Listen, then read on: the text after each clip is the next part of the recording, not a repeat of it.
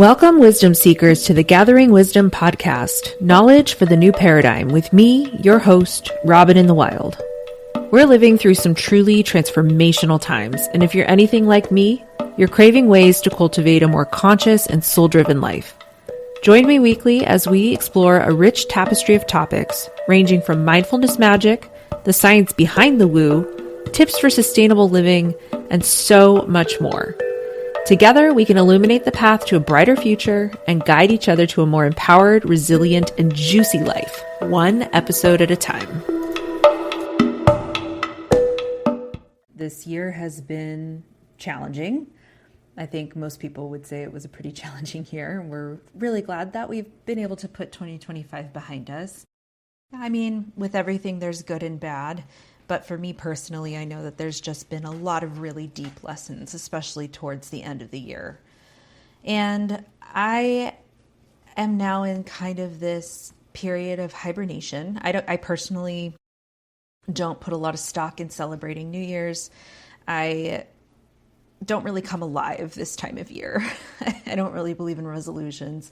I think we're starting to kind of kick the New Year's resolutions to the curb because they don't really work anyway. And the reason they don't work is because have just started winter. Even though the nights are getting a little bit longer because we've passed the solstice, winter has just started. And to our bodies, that means deep rest and relaxation and slowing down and hibernating. Our animal counterparts do it. Bears, big mammals, they all hibernate. And that's essentially, we should be taking a note out of their book, and we should be doing that too. With this restful period, I have been able to carve aside some time to do a lot of inner work, inner reflection. Lots of journaling has been happening as a way to process some of these massive changes, realizations, and shifts that have been going on in my life. And if you heard my other episode on shifts and pivots, and how they come about, I feel like I'm getting ready to make a really massive one in order to pivot into a new direction or a new life. So with that, I just have felt this deep calling to get back on the mic and share. And I am a double Virgo moon, Virgo rising. So there is part of me that wants it to be perfect. And I think I just need to kind of let my Gemini take over for a little bit and just acknowledge that these episodes don't need to be polished. So if you're okay with a little bit raw, a little bit unfiltered, a little bit more chaotic, I am willing to lend my voice to my Gemini self to allow that to happen so that this thought processing, these lessons can come through, hopefully to someone's benefit. Today, I just want to talk about, pretty much why I haven't really felt like creating. 2025 really, did it really show our shadows, and did it really expose the really dark sides of humanity? For me, I felt like I knew that shift was coming back when, I'm just going to say it, back when the election happened in 2024. And for some reason, I knew this darkness was coming. And I also knew that it was happening for a reason. And for me, it was really to be able to expose the things that we're just not willing to tolerate anymore, so that we can draw a line in the sand and say, hey, we're not going to stand up for certain things. And it seems like that line was drawn, crossed, and then redrawn several times, to the point where a lot of us are just feeling really depleted. I think what we need to be doing instead is we need to be taking a look at what's happening around us, and we actually need to be asking, how is this for our benefit? And I know it can be really difficult to flip that lens, but if everything, we're going to talk a little bit about a couple of themes. I have a short story, or a brief story. I'm going to try to keep it brief, to kind of explain how things don't happen to us, they happen for us. And I know I've talked about that before. And how the people that we bump up energetically that come into our lives are there to be a teacher. Whether we bump up against their energy in a good way or a negative way, there is a lesson there. And so today I just want to talk about how do we continue to help cultivate and maintain our inner peace during these chaotic times. When you just feel like you're getting knocked down wave after wave after wave, how do we keep it steady? Because at the end of the day, we're all responsible. The best thing you can do for yourself, the loved ones and people around you and like community and society, you have to learn how to row your own canoe. I don't know where that came from, but you got to learn how to keep your own canoe afloat. You are your own little life raft. You are your own little microcosm of the universe, and you cannot join the chaos, right? You've got to be able to keep it steady and be able to continue to have that perspective to step back and take a look at the bigger picture, because I do believe that there is a very positive, bigger picture here. And if you listen to spiritual podcasts, it is coming. Like, this really is the shifts. People are waking up at a faster rate than ever before. And it's because of the negative stuff. Unfortunately, there's a Queen Herbie quote. And if you guys are not familiar with Queen Herbie, you must go take a listen to this goddess. I have to listen to her at night or when I'm alone in the car, because she does have a lot of curse words. But she basically says in one of her songs, a lyric in a song called High Priestess, for my ladies out there, you got to bump that tune. She says, like, the strongest sailors aren't, cultivated in calm seas. It's the strongest sailors that are met with, it's those who are forged in fire that come out the strongest, the most resilient. Okay, so here's how I've been tested, and I'm going to try to convolute the story a little bit, because on the extremely low chance that the people that I'm talking about are actually listening to this podcast, it's extremely unlikely. I don't want it to sound like an all-out rant, but the whole point of this is just to, I don't want to implicate myself for whatever reason. And the whole point of this is just to basically get to the root of the lesson. So let's just say that my energy clashed against someone else's energy, and I decided to use the legal tools that were at my disposal in order to address the issue instead of coming at it head on. And it royally bit me in the ass. And I did that. I chose to do that anonymously. I chose to, let's just say, file an anonymous complaint in order to protect myself, because these people have a very strong political affiliation. And I just felt like at the time it would just be safest for me and my sanctuary and my family to just kind of let the system handle it. Well, it bit me back. So in turn, I had to rehome some of my animals, because word got out that I had a little too many animals for my size property. It's not like I'm an animal hoarder or anything. I had like one extra farm animal, and my farm animals are outside. So it's extremely visible, and it's not like something that I could avoid, right? This complaint led to a complaint against me, and I had to rehome something. So at first I was deeply upset because this news hit me the day before Thanksgiving, and I felt just utterly pissed. I was so pissed because I'm like, oh my God, I tried to circumvent the relationship, and it ended up hurting me in the long run. And I placed a lot of blame on myself. I was angry. I was extremely resentful because my issue had nothing to do, rehoming an animal is nothing close to this issue that I had a problem with. And I had to reach a point of acceptance. And within a couple of days, maybe it took me a little bit more than a couple of days. I got to the point where I thought to myself, Robin, shut up, because you kind of have been asking for this nudge. You have 2 horses. You also have a small child and a husband who works way too much, and you do not have time to ride both horses. You do not need 2 horses at this stage in life. And you know that second horse is just dying to have a person of his own that can be loved on and not get bullied by your horse.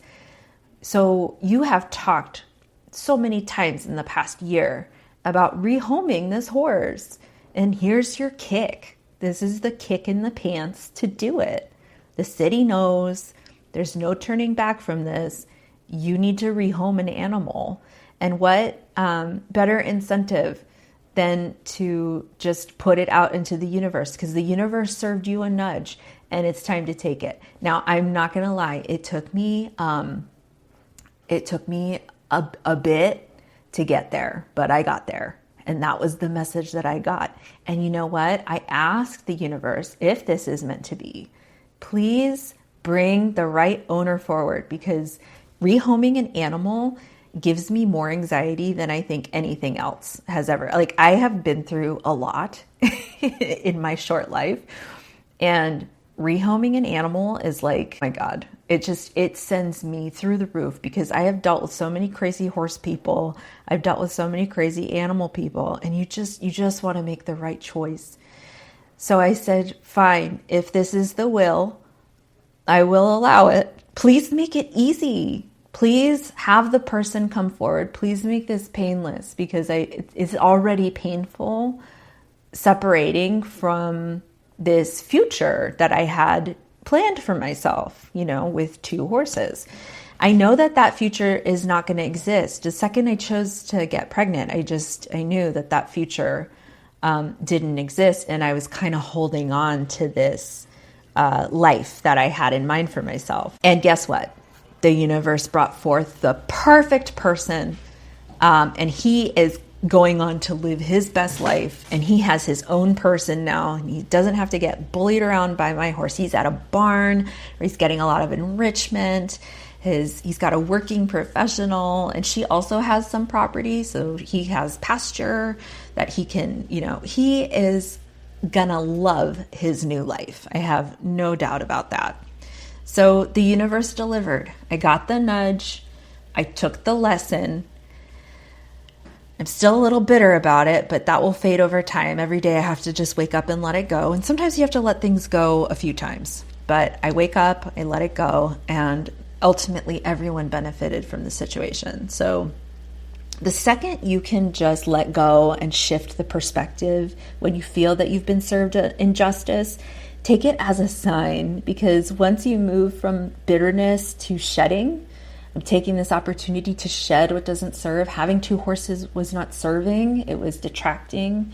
It's a lot of work. It's extra money. He had, it's two horses to trim. It's two of everything. It's two. And I don't have room for 2 right now. I have other things going on, and exercising 2 horses and not fully being able to commit to 1 horse and have the relationship with 1 horse, I took it as a gift. So instead of holding on, I let go. I asked for it to be easy. Universe made it easy. And that's the lesson. So what I took as a retaliation was actually just a divine shove for me to finally shed what no longer is fitting into the future that I have to create for myself, my family. I truly believe that if you ask for it to be painless, or if you ask for the right solution to come forward, it really will. You just have to give it time. In order to help me get to this place of release, I did turn to, I've always drawn oracle cards, but I've been recently inspired to kind of explore tarot and tarot's themes a little bit more. So I drew a couple of cards, and I drew, I use a different deck. My deck doesn't have, it's not traditional tarot. It's like a psychic tarot. So there are the same motifs, and it's a really cool deck because it does translate the, the intended card with the, coordinating card in the Rider-Waite deck that most people are familiar with. But, the card I drew was the Hanged Man and Justice. So the Hanged Man is sacrifice. And, I'm like, okay, you're reading it correctly. It's letting go the need to control someone else's behavior. I have to accept what I cannot control. And then the Justice card basically reminds us that we're supposed to trust the karmic laws and that the natural order will handle itself. I just have to trust that it'll take care of itself. And when it does prove to be a minor inconvenience for me, I will work around it, because it's not worth my mental health obsessing over this anymore. It's time for me to let it go. And I guess the important part about the Justice card and trusting that the karmic laws and natural order will take care of things. Here's a really disgusting example. I've got a couple of cats, and then I've got the dogs. And my dog is really gross. He's like a valley street dog. Like, he is a mutt. He's half husky and half kitchen sink. He will outlive and outsurvive all of us. I also have an older cat, and, cats do weird things, right? Like, they throw up. So, my cat threw up on my bedroom carpet. I have a bedroom rug, and he threw up on it, and it was just a chaotic day. So I just said, you know what? I am going to leave this right here, and I will come back and deal with this when I have time. I didn't even put a towel over it. I didn't try to pick it up. I just said, this is a later problem. Robin will take care of this. And I closed the door. Well, shuffling with baby and running around, like a couple hours later, I kind of forgot about it. And then I opened up the door again, and I said, oh, wait, I got to take care of that throw up. And I looked down, and it's gone. So either the dog ate it, or my magical house gremlin took care of it for me. Either way, it got taken care of. So sometimes we have an intense reaction to something that bothers us so much, and it's ultimately best sometimes if we just kind of stand back and let things handle themselves. I always say with my horse, I'm not going to, because horses can get scared and freak out, and they kind of look to you to be the leader. Like, oh, are you freaking out? I don't make it a problem until it's a problem. I tell my husband that all the time. That's kind of my best approach to like conflict and problems. It's like, we'll cross that bridge when we get there. Like, it's a possibility, but if I obsess over this possibility, the chances of it coming true I'm going to draw that to me. I'm going to attract that outcome. So sometimes it's just best to let the universe find a way to clean it up for us. And it helps if you ask. It is helpful if we just sit and we ask sometimes. Universe, please take care of this for me. Or give me a sign on how to approach this. I have been asking a lot lately. I had my first experience with spirit guides, which I look forward to sharing about. And I'm getting kind of into this psychic. I'm entering the psychic realm now, ever since the passing of my friend, my soul sister, Jenna. I am I'm exploring, I'm getting into it all. And if you need a kind of an intro into that, and you're like kind of afraid to approach it, I highly, highly suggest you check out the telepathy tapes. I'm also going to be name dropping a lot of recommendations on here, the things that are kind of shaping and cultivating my world, the things that make me feel good, the things that give me joy, and the things that I think you can learn from. Unfiltered. Okay, so let me just wrap this whole story up, because it's gone way longer than I intended it to. But we have to start looking at every person that we energetically or aurically bump up against as a person that was put here. They were soul contracted here to be a teacher of a lesson.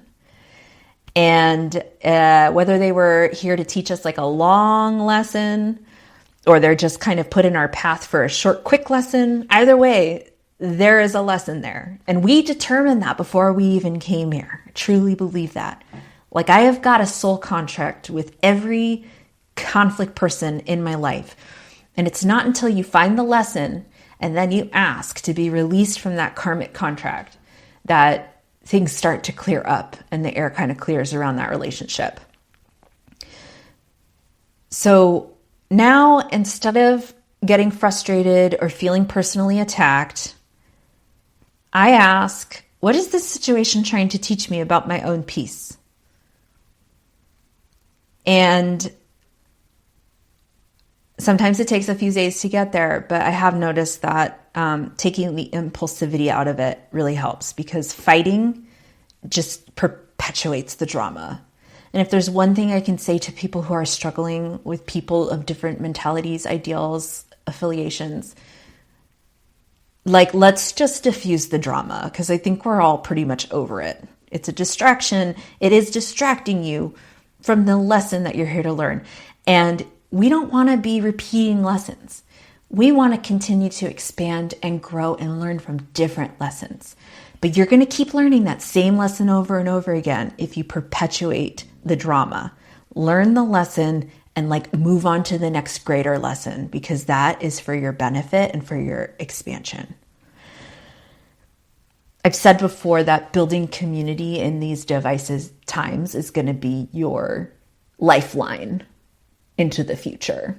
We have to learn how to cultivate community, whether that means us reaching across the aisle or just kind of, I don't even want to surround myself with a bunch of like-minded people. I just want people to give a shit about the same things that I give a shit about. And I want people who are curious and awake and ready to explore, and engaging and interesting and passionate, not just doom and gloom. There's a lot of doom and gloom. There's a lot of complaining. It's not going to get you anywhere. We're here. This is the time for expansion. And the more you work on expanding, the more hopefully you can draw those people into your life, because people are attracted to that. It is an extremely attractive trait.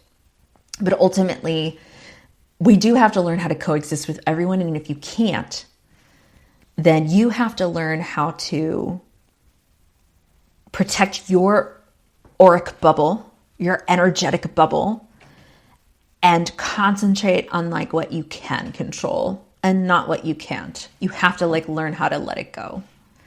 And more tips on that probably in a future episode. But for now, that's the lesson I have for you. Just don't try to force things. Turn inward and look for the lesson.